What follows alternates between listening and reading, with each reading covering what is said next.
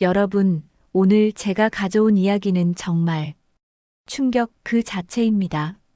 한 남자가 로또 1등에 당첨돼서 30억을 받았는데요. 그 돈 때문에 행복했던 가족이 완전히 파탄 났습니다. 형제들은 서로 고소하고 부모님은 이혼 직전까지 갔고 심지어 폭행 사건까지 일어났어요. 돈이 가족을 어떻게 망쳤는지, 그리고 그 남자는 지금 어떻게 살고 있는지 끝까지 집중해 주세요. 이 이야기는 돈이 사람을 어떻게 변하게 하는지 제대로 보여줄 겁니다. 사연을 보내주신 분은 30대 후반의 남성입니다. 편의상 준석 씨라고 부르겠습니다. 준석 씨는 평범한 중소기업 직장인이었어요. 결혼 5년 차이고 5살 아들이 하나 있었습니다. 준석 씨의 가족은 화목했습니다. 아버지는 자영업을 하셨고 어머니는 전업주부였어요. 형이 하나, 여동생이 하나 있었는데 모두 사이가 좋았죠. 명절 때마다 가족이 모였고 부모님 생신 때도 빠짐없이 모였습니다. 평범하지만 행복한 가족이었어요. 준석 씨는 로또를 즐겨 사는 편이 아니었습니다. 가끔 심심풀이로 한두 장 살 뿐이었죠. 그런데 어느 날 회사 동료가 말했어요. 야, 이번 주 로또 1등 당첨금 엄청 크대. 40억 넘는데. 40억? 와, 우리 함께 사자. 10명이서 10만 원씩 모아서. 그래, 나도 끼워줘. 준석 씨는 동료들과 함께 로또를 샀습니다. 10만 원어치 총 20장이었어요. 이거 당첨되면 나눠 갖는 거다. 당연하지. 1인당 4억씩. 동료들은 웃으며 농담을 했습니다. 아무도 진지하게 생각하지 않았어요. 추첨일이 왔습니다. 준석 씨는 회사에서 동료들과 함께 당첨 번호를 확인했어요. 5, 12, 18, 25, 33, 41. 한 동료가 로또 번호들을 확인하기 시작했습니다. 아, 이것 꽝. 이것도 꽝. 이것도. 계속 꽝이었습니다. 17번째까지 모두 꽝이었어요. 18번. 잠깐. 이거. 동료의 목소리가 떨렸습니다. 왜? 됐어? 번호 좀 봐봐. 내가 잘못 본 것 같은데. 준석 씨가 로또 용지를 받아 확인했습니다. 그리고 눈이 커졌어요. 이거 1등이야. 뭐? 진짜 1등이야. 6개 다 맞았어. 사무실이 발칵 뒤집혔습니다. 진짜? 진짜 당첨됐어? 당첨금이 얼마야? 40억이라고 했잖아. 10명이니까 1인당 4억. 미쳤다. 진짜 미쳤다. 동료들은 환호성을 질렀습니다. 준석 씨도 믿을 수가 없었어요. 4억. 내가 4억을 받는다고? 하지만 기쁨도 잠시 문제가 생겼습니다. 그런데 세금은? 누군가 물었습니다. 로또 당첨금은 22% 세금 떼잖아. 그럼 40억의 22%는 8억 8천? 그럼 실수령액이 31억 2천? 10명이면 1인당 3억 1,200만 원씩이네. 약 3억씩. 그래도 엄청난 돈이었습니다. 야, 우리 계약서 쓰자. 나중에 문제 생길 수 있어. 한 동료가 말했습니다. 계약서? 10명이서 균등 분할한다고. 그리고 당첨금 받으면 바로 나눠 갖는다고. 좋은 생각이다. 동료들은 간단한 계약서를 작성했습니다. 10명 모두 서명했어요. 2주 뒤 당첨금이 입금됐습니다. 대표로 한 사람 계좌에 들어왔고 바로 10명에게 나눠줬어요. 준석 씨 계좌에 3억 1,200만 원이 입금됐습니다. 여보, 우리 진짜 3억 받았어. 준석 씨는 아내한테 전화했습니다. 진짜? 꿈 아니야? 꿈 아니야. 진짜야. 부부는 너무 기뻤어요. 하지만 준석 씨는 고민이 됐습니다. 이 사실을 부모님한테 말해야 하나? 준석 씨의 형은 사업을 하고 있었는데 최근 어려움을 겪고 있었어요. 빚도 좀 있었고요. 여동생은 결혼 준비 중이었는데 집 마련 자금이 부족한 상황이었습니다. 말하면 도와달라고 할 텐데 준석 씨는 고민했습니다. 하지만 결국 부모님한테 알렸어요. 숨길 수 없을 것 같았거든요. 아버지, 어머니, 제가 로또 당첨됐어요. 뭐, 로또? 네, 1등이요. 3억 좀 넘게 받았어요. 부모님은 놀랐습니다. 준서가, 정말, 우리 아들이 로또 당첨됐어? 어머니는 기뻐하셨어요. 하지만 아버지는 걱정스러운 표정이었습니다. 준서가 그 돈 조심해서 써야 한다. 아무한테도 말하지 말고. 네, 알아요. 하지만 이미 늦었습니다. 어머니가 바로 형과 여동생한테 말씀하셨거든요. 준석이가 로또 당첨됐대. 3억. 다음 날 형한테서 전화가 왔습니다. 준서가 축하해. 로또 당첨됐다며? 응, 형. 부럽다. 그 돈으로 뭐 할 거야? 아직 생각 중이야. 집이나 살까 해. 지? 그것도 좋지. 근데 말이야. 형은 잠시 말을 멈췄다가 조심스럽게 말했습니다. 나 지금 사업 자금이 좀 필요한데 5천만 원만 빌려줄 수 있어? 준석 씨는 당황했습니다. 형, 그게 이자 줄게. 1년 뒤에 갚을게. 제발 부탁이야. 형, 나도 집 사야 하고. 집은 나중에 사도 되잖아. 형이 지금 진짜 급해. 이번 달 안에 돈 못 구하면 사업 접어야 해. 준석 씨는 난처했습니다. 하지만 형이니까 거절할 수가 없었어요. 알았어. 5천만 원 빌려줄게. 고마워, 준석아. 형이 꼭 갚을게. 준석 씨는 형한테 5천만 원을 보냈습니다. 며칠 뒤, 이번엔 여동생한테서 연락이 왔어요.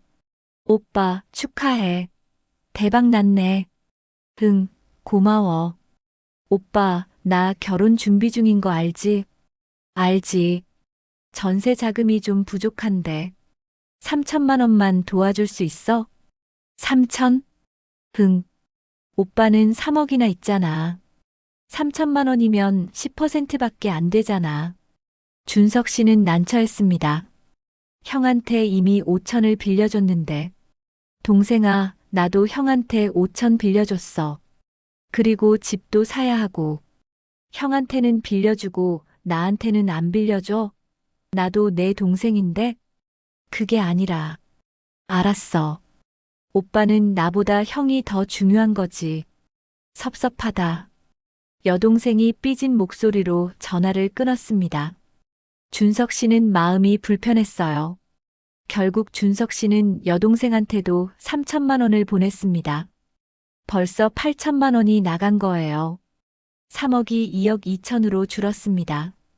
그런데 문제는 여기서 끝이 아니었습니다. 한 달 뒤 형한테서 다시 전화가 왔어요. 준서가 미안한데 500만 원만 더 빌려줄 수 있어? 형, 지난번에 5천 빌려줬잖아. 알아. 근데 사업이 생각보다 안 풀려서 500만 원만 더 있으면 될 것 같아. 형, 제발. 나중에 다 갚을게. 준석 씨는 할 수 없이 500만 원을 또 보냈습니다. 2주 뒤 또 전화가 왔어요. 준서가 1천만 원만. 형, 이제 그만해. 준석 씨는 처음으로 형한테 화를 냈습니다. 왜? 너 3억 있잖아. 형한테 벌써 5,500 줬어. 동생한테도 3천 줬고. 나도 돈 써야 한다고. 너 그렇게 이기적이었어? 형이 힘들다는데. 이기적인 건 형이야. 맨날 빌려달라고만 하고. 형제는 처음으로 큰 싸움을 했습니다. 그날 이후 형은 준석 씨한테 연락을 끊었어요. 여동생도 추가로 돈을 요구했다가 거절당하자 섭섭해했습니다. 오빠는 변했어. 돈 생기니까 인간성도 변했어. 내가 변한 게 아니라 너희가 변한 거야. 뭐, 우리는 원래 이래. 가족 관계가 틀어지기 시작했습니다. 더 큰 문제는 부모님이었어요. 어머니가 준석 씨한테 전화를 하셨습니다. 준석아, 내 형이 돈이 필요하대. 좀 더 도와주면 안 되겠니? 엄마, 저 벌써 5,500 줬어요. 알아. 근데 형이 사업 접으면 안 되잖아. 가족인데 도와줘야지. 엄마, 저도 제 가족 있어요. 제 돈이에요. 너만 가족이야? 형도 가족이고 동생도 가족이야. 어머니는 준석 씨를 이기적이라고 비난했습니다. 아버지도 나서셨어요.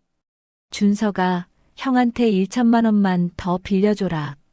아버지가 나중에 갚을게. 아버지, 가족이 어려울 때 도와야지. 너만 잘 살면 뭐하냐? 준석 씨는 억울했습니다. 자기만 잘 살려는 게 아니라 자기 가족도 돌봐야 하는데. 하지만 결국 부모님 성화에 못 이겨 1천만 원을 더 보냈어요. 이제 총 9,500만 원이 나간 겁니다. 3억이 2억으로 줄었어요. 그런데 더 큰 문제가 터졌습니다. 형의 사업이 완전히 망한 거예요. 빌린 돈을 갚지 못하게 됐습니다. 준서가 미안한데 빌린 돈 당분간 못 갚을 것 같아. 형, 6,500인데. 알아. 미안해. 근데 지금 나도 빚쟁이들한테 쫓기고 있어. 도저히 못 갚겠어. 형, 꼭 갚는다고 했잖아. 알아. 그래도 지금은 못 갚는다고. 이해 좀 해. 형은 화를 내며 전화를 끊었습니다. 준석 씨는 6,500만 원을 날린 거예요. 여동생도 3천만 원을 갚을 생각이 없었습니다. 오빠, 그거 나중에 갚을게. 지금은 결혼 준비하느라 돈이 없어. 동생아, 언제 갚을 건데? 나도 몰라. 여유 생기면. 여유는 언제 생겨? 몰라. 재촉하지 마. 가족끼리 돈 문제로 그래. 준석 씨는 한숨이 나왔습니다. 9,500만 원을 빌려줬는데 돌려받을 가능성이 거의 없는 거예요. 더 큰 문제는 가족 관계였습니다. 형과는 완전히 연락이 끊겼고 여동생과도 사이가 나빠졌어요. 부모님은 준석 씨를 이기적이라고 비난했습니다. 넌 형을 도와주지 않았어. 그래서 형 사업이 망한 거야. 어머니가 준석 씨를 비난했습니다. 엄마, 저 6,500이나 빌려줬어요. 그게 부족했잖아. 더 줬으면 형이 안 망했어. 제 돈이 얼만데요? 3억밖에 없었어요. 3억이면 큰 돈이잖아. 형한테 더 줬어야지. 준석 씨는 억울했습니다. 아버지도 준석 씨 편이 아니었어요. 준석아, 내가 형을 더 도와줬어야 했어. 가족이잖아. 아버지, 저도 제 가족 있어요. 제 아들 교육비도 생각해야 하고 집도 사야 한다고요. 너 혼자만 잘 살겠다는 거지? 그게 아니라. 알았어. 너 이기적인 거 이제 알겠어. 아버지도 준석 씨한테 실망하셨습니다. 설상가상으로 부모님이 싸우기 시작했어요. 당신이 준석이한테 돈 더 달라고 해야지. 어머니가 아버지한테 화를 냈습니다. 내가 뭐라고 했는데 준석이가 안 주는 걸 어떡해. 당신이 아버지잖아. 제대로 말해야지. 말을 해도 안 듣는데 어떡하라고. 부모님은 준석 씨 때문에 매일 싸웠습니다. 이혼 이야기까지 나왔어요. 나 당신이랑 못 살겠어. 당신은 애들도 제대로 못 키웠어. 뭐? 준석이가 저렇게 이기적인 게 다 당신 탓이야. 내 탓? 당신도 같이 키웠잖아. 60대 노부부가 로또 당첨금 때문에 이혼 위기에 처한 거예요. 형도 상황이 안 좋았습니다. 사업 실패로 빚이 2억이 넘었어요. 집도 팔아야 하는 상황이었습니다. 형수가 준석 씨한테 전화를 걸었어요. 도련님, 저 형수예요. 네, 형수님. 도련님, 우리 진짜 힘들어요. 집까지 팔아야 해요. 좀 도와주세요. 형수님, 저도 형한테 6,500이나 빌려줬어요. 더는 못 도와드려요. 제발요. 우리 애들 생각해서라도. 죄송합니다. 준석 씨는 전화를 끊었습니다. 더 이상 도와줄 수 없었어요. 형수는 화가 나서 준석 씨 아내한테 전화를 걸었습니다. 형수님, 우리 형님이 얼마나 힘든지 알아요? 근데 도련님은 우리 안 도와줘요. 형수님, 저희도 어려워요. 어려워요? 3억 받았잖아요. 이미 많이 도와드렸어요. 그게 부족하다고요. 형수와 준석 씨 아내도 사이가 나빠졌습니다. 명절이 왔습니다. 준석 씨는 고민했어요. 집에 가야 하나? 하지만 어머니한테서 전화가 왔습니다. 준석아, 이번 명절은 오지 마. 네. 왜요? 내가 오면 형이랑 싸울 것 같아. 그냥 각자 보내자. 엄마. 그리고 말이야, 내가 형 좀 더 도와줬으면 이렇게 안 됐어. 다 내 책임이야. 어머니는 여전히 준석 씨를 비난했습니다. 준석 씨는 명절을 집에서 보냈어요. 아내와 아들만 있는 명절이었습니다. 여보, 미안해. 내 가족 때문에. 괜찮아요. 우리끼리 보내는 것도 좋아요. 아내는 위로해줬지만 준석 씨는 마음이 아팠습니다. 6개월이 지났습니다. 형과는 여전히 연락이 끊겼고 여동생과도 사이가 멀어졌어요. 부모님은 결국 별거에 들어갔습니다. 이혼은 안 했지만 따로 살기 시작한 거예요. 어머니는 준석 씨를 원망했습니다. 다 내 때문이야. 내가 형 제대로 도와줬으면 이렇게 안 됐어. 아버지도 준석 씨한테 실망하셨어요. 준석아, 넌 가족보다 돈이 더 중요한 거였구나. 준석 씨는 억울했습니다. 자신은 최선을 다했는데 1년이 지났습니다. 준석 씨는 남은 돈으로 작은 아파트를 샀어요. 전세가 아니라 매매로요. 하지만 가족은 돌아오지 않았습니다. 형은 여전히 연락을 안 하고 여동생도 마찬가지였어요. 부모님은 별거 상태를 유지하고 있었습니다. 준석 씨는 가끔 후회했습니다. 차라리 로또 당첨 안 됐으면 좋았을 텐데. 3억이라는 돈을 받았지만 행복했던 가족을 잃었습니다. 돈으로는 살 수 없는 것들을 잃은 거예요.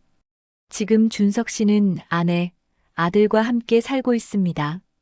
경제적으로는 안정됐지만 마음은 늘 무겁습니다. 가끔 형 생각이 나고 여동생이 보고 싶고 부모님이 그립습니다. 하지만 연락할 수가 없어요. 관계가 너무 틀어져 버렸거든요. 여러분, 이 이야기를 들으면서 어떤 생각이 드셨나요? 준석 씨는 잘못한 게 없습니다. 자기 돈을 자기가 관리한 것뿐이에요.